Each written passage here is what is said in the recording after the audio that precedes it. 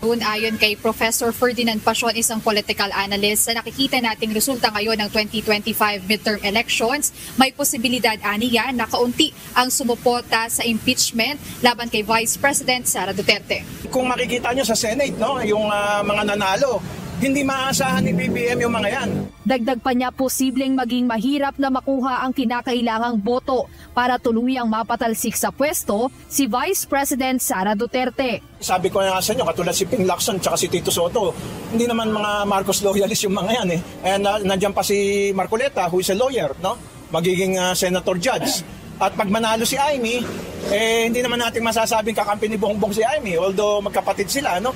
So sa tingin ko mahihirapang kunin yung necessary votes ng Malacanang to impeach Vice President Sara.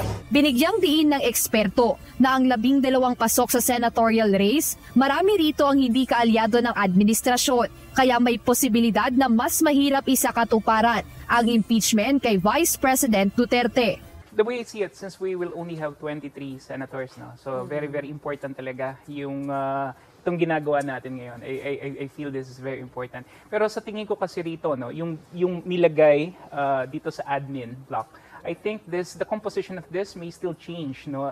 I believe Tito Soto and Panfilo Lacson, being seasoned politicians, they will not, sabihin na natin, hindi talaga yan lilinya ng maigi doon sa alyansa. No? Like I said, the alyansa was just a ticket created, for these elections. But then again, it's a different thing kapag nandun na talaga sila sa Senado. So being seasoned politicians, I think they will, try to toe the line quite well. Same thing with Chis Escudero.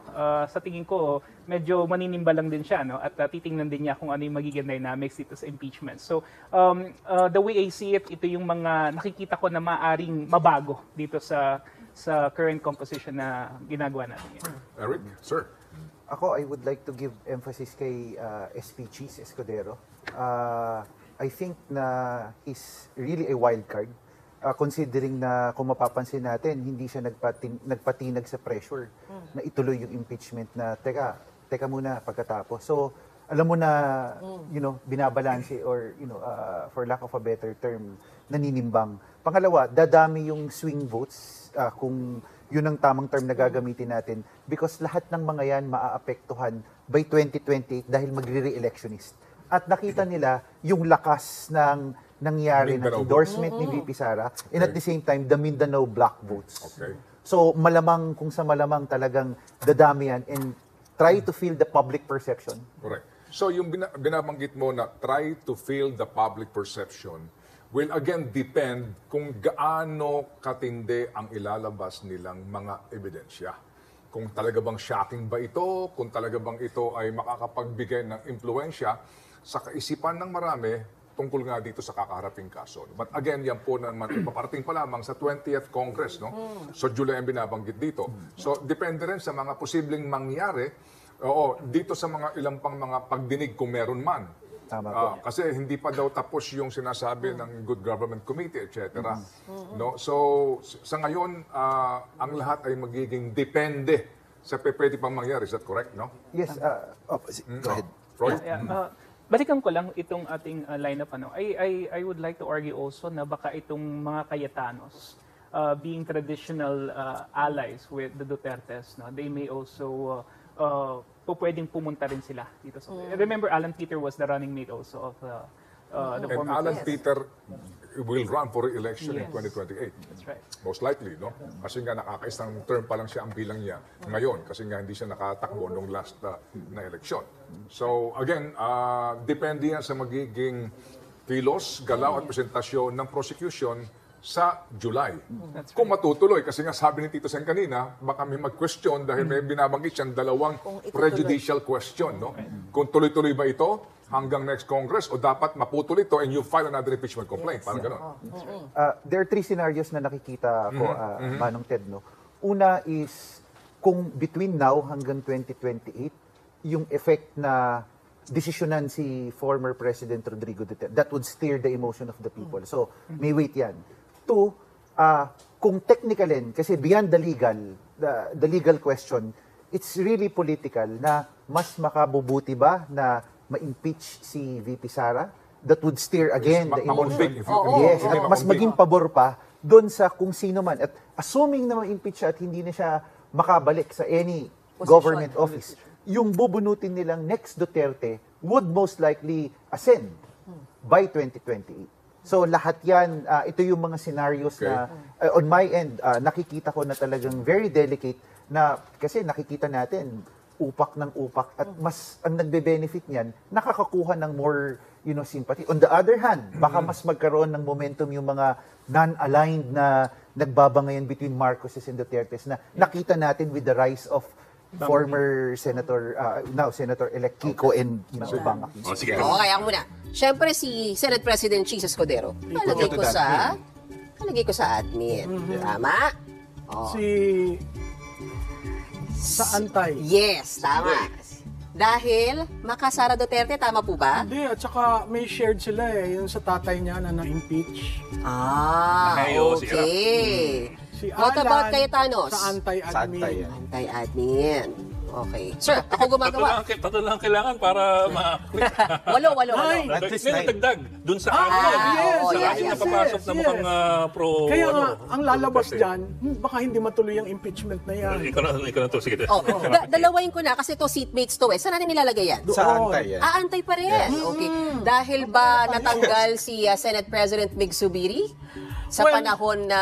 Katropa ni Migs ang... Yes, tama. Ito, at saka si Magaling Villanueva. Si Villanueva parang magsuswing for me eh. Hindi ko pa siya masyadong, yes.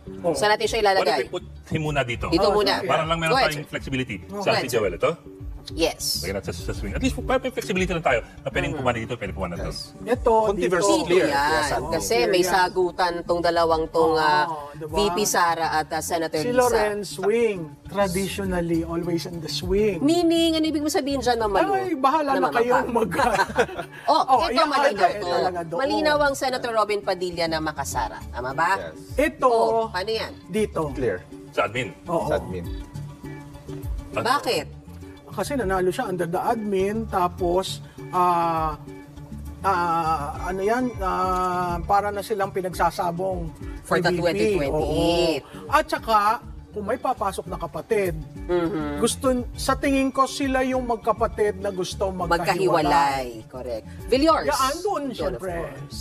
Siyempre naman, after the Si political Migs, ad. dyan, sa anti-admin. Uy, nakakailan na tayo dito. Oo nga. Dito na. Oh, ito na. Isa Diba? na na. Oh, dito na tayo. Possible winners. Go ahead, sir. So yan. Take it away. Si Bongo ba? Tatanungin ko pa to, Oo, hindi na. hindi na yan Siyempre, lagay mo na yan. kaduda-duda. Oh, may 8 ka na. Oo.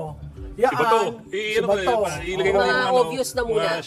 Sure ball kung saan. Marcoleta. Si Marcoleta to. Aimee. Tsaka si Aimee. Si Aimee. Si Camille.